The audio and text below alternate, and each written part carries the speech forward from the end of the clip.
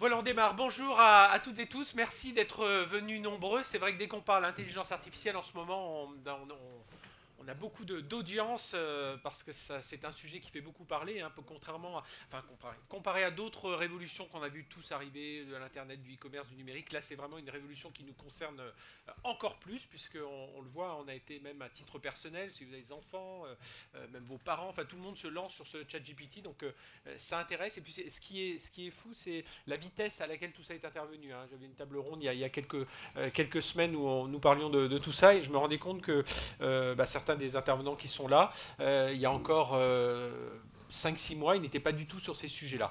Donc voilà, et puis nous-mêmes d'ailleurs sur BFM Business, parce que je ne me suis pas présenté, je suis Frédéric Simotel de BFM Business, donc on a lancé une verticale sur l'IA, parce qu'on pense que ces sujets-là sont des sujets qui aujourd'hui doivent intéresser vos entreprises. Et nous allons démarrer cette journée. Alors, vous verrez, on aura en alternant entre keynote et table ronde, donc avec différents profils, hein, qui viennent des entreprises, qui viennent un ancien ministre.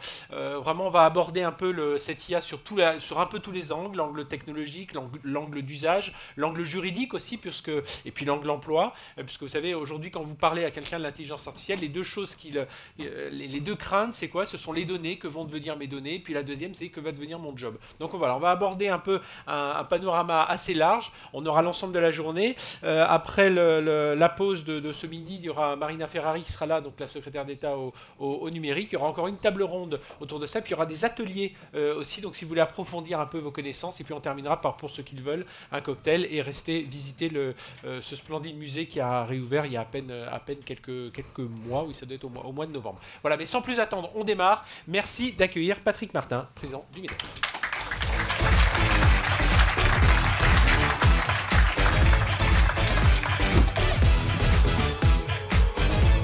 Là ou là. Voilà. Allez hop. Voilà, on a les lumières. On prend plein la vue. Bonjour Patrick, merci d'être avec nous ce matin. Je le disais, on a tous été surpris par l'irruption soudaine. Alors l'IA, tout le monde en parle depuis un moment, mais c'est vrai que cette IA générative, on l'a vu arriver très vite. Et ma première question, elle est un peu plus personnelle. Vous-même, voilà, en tant que personne, alors avec vos différentes casquettes de chef d'entreprise, de président du mouvement des entreprises de France, et puis voilà, vous-même en tant que citoyen, comment vous avez perçu là, cette arrivée de la rapidité en plus de cette innovation? À laquelle est arrivée cette innovation? Je voudrais commencer par vous saluer toutes et tous et vous dire combien j'attache de l'importance à cette REFNUM, 11e REFNUM, et me permettre de vous corriger, pas de vous corriger, de vous nuancer. Formidable que BFM ait installé une verticale intelligence artificielle. Moi, je pense que notre sujet, c'est surtout de créer une transversale pour que finalement, au-delà des initiés ici présents, très affûtés, et qui seront peut-être déçus par la teneur de mes propos, qu'au-delà donc de ce public d'initiés, de plus en plus nombreux malgré tout, eh bien, on sensibilise, on propage ce sujet de l'intelligence artificielle auprès des 190 000 entreprises adhérentes du MEDEF, et puis bien au-delà, hein, parce que c'est un enjeu évidemment central. Vous l'avez souligné, il y a une prise de conscience qui est assez récente, comme bien souvent, c'est-à-dire que quand un sujet commence à intéresser le B2C, le grand public, par définition, brutalement le B2B, nous-mêmes, on se dit, ah, tiens, on était déjà intéressé par le sujet, mais il va falloir accélérer. Alors, pour répondre quand même à la question, oui, en tant qu'entrepreneur, alors je suis un entrepreneur type, hein, si j'ose dire. C'est vrai que je n'avais pas complètement conscience des enjeux de cette intelligence artificielle, ou dit autrement que, comme beaucoup d'autres là aussi, je pratiquais, ou mon entreprise pratiquait l'intelligence artificielle, j'espère moi-même pratiquer l'intelligence réelle, comme Monsieur Jourdain faisait de la prose. Ce que je veux dire par là, c'est que, étant à la tête d'une entreprise bientôt bicentenaire, dans un métier qui peut passer pour traditionnel, essentiellement de distribution B2B d'ailleurs, je n'avais pas suffisamment pris conscience du potentiel, de l'intérêt stratégique, et je serais tenté de dire même prioritaire des données, et à partir de là, de l'intelligence artificielle. Plus concrètement, il n'y a que 4 ou 5 ans que j'ai pris conscience que mon entreprise gérait en réalité 11 milliards de données. Alors aux yeux de certains, ça peut paraître dérisoire, pour L'Oréal c'est certainement dérisoire, et pour d'autres encore, mais au-delà de cette volumétrie, j'ai alors pris conscience que autant et plus, je dirais, hein, que d'autres assets, d'autres actifs de l'entreprise, ses stocks, ses outils logistiques, sa supply chain, et puis au premier chef quand même ses ressources humaines.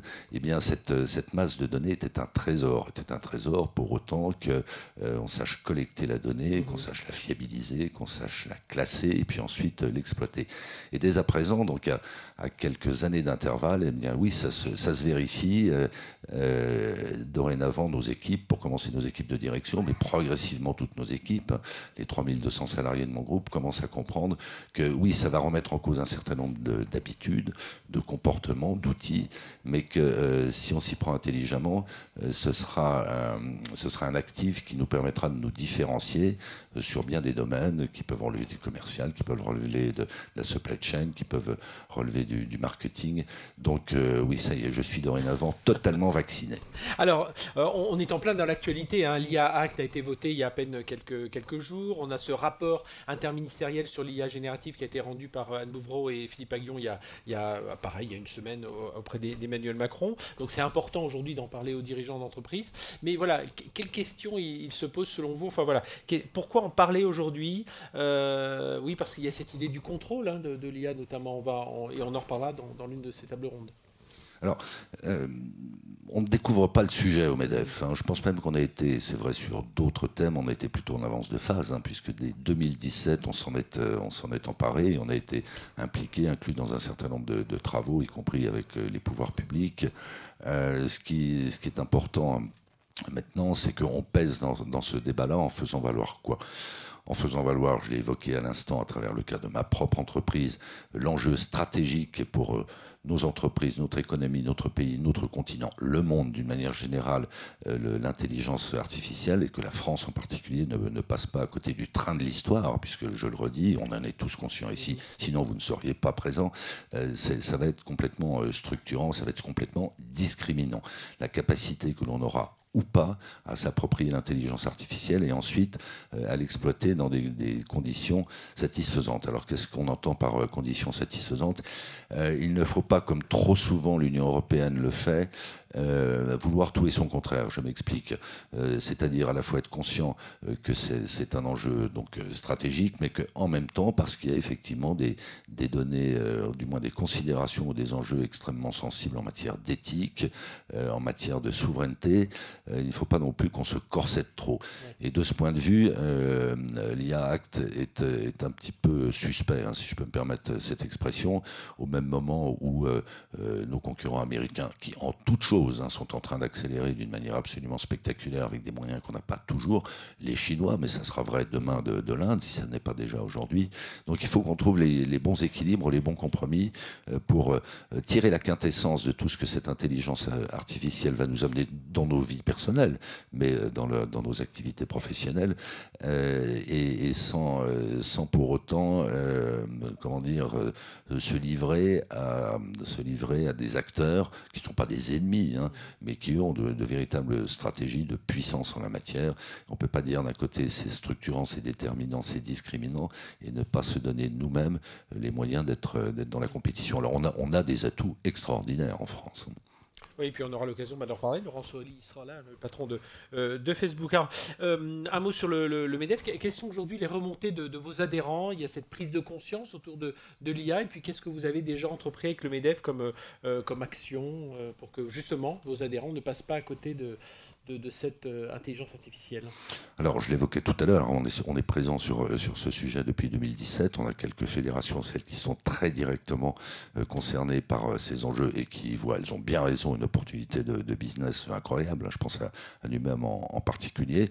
Mais on s'applique à propager, en définitive, hein, l'enjeu, pour commencer la prise de conscience, ensuite l'appropriation de l'enjeu par l'ensemble de nos secteurs d'activité. C'est pour ça que je me permettais de dire que plutôt que verticaux, il fallait que nous soyons... Enfin, il faut être les deux à la fois. Il faut être vertical et horizontal, ce qui demande une certaine capacité de gymnaste.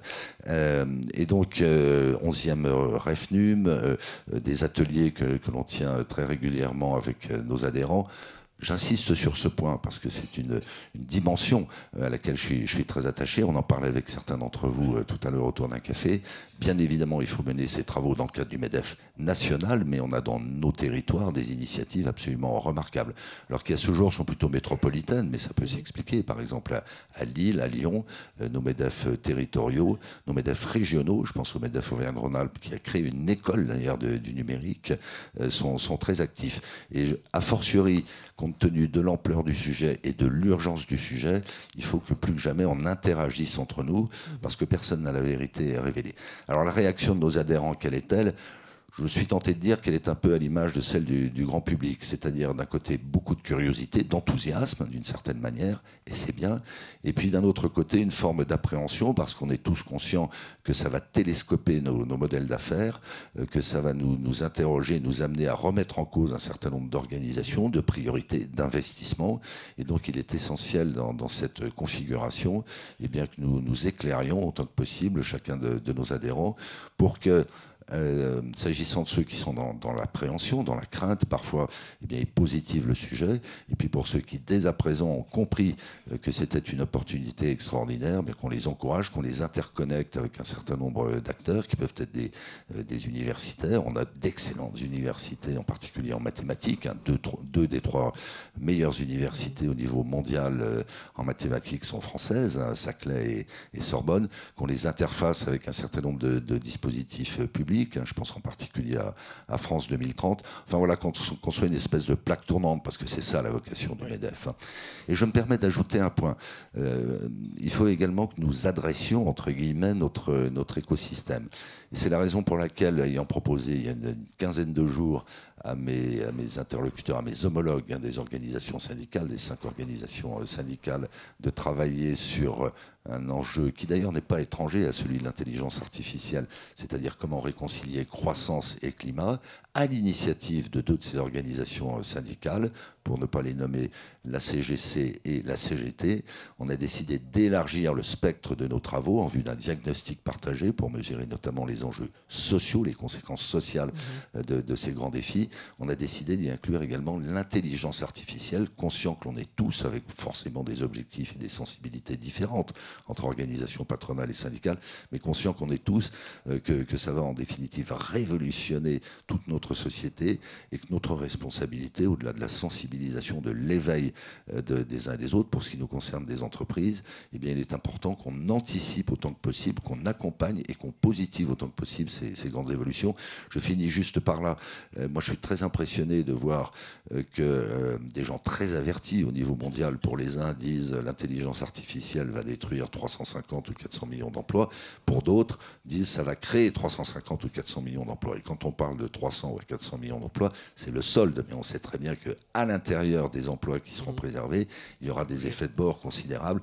Donc voilà, il faut très très mobiliser sur ce sujet-là. Le MEDEF l'est, je le suis. Voilà, et c'est l'enjeu de cette journée, justement, c'est de vous mobiliser. Et puis je rappelle, pour l'effet de transversalité, c'est vrai que dans le rapport interministériel, il le souligne bien sur la formation. Il ne s'agit pas uniquement de former des ingénieurs, des techniciens, il en faut, bien sûr, mais c'est former toute la population, hein, que ce soit les citoyens, les salariés, enfin, c'est vraiment un élément important. Merci, Patrick, d'avoir ouvert cette journée avec nous. Voilà, on peut vous applaudir. Et sans plus attendre, je vous remercie d'accueillir Tariq Krim, qui va me rejoindre ici sur scène.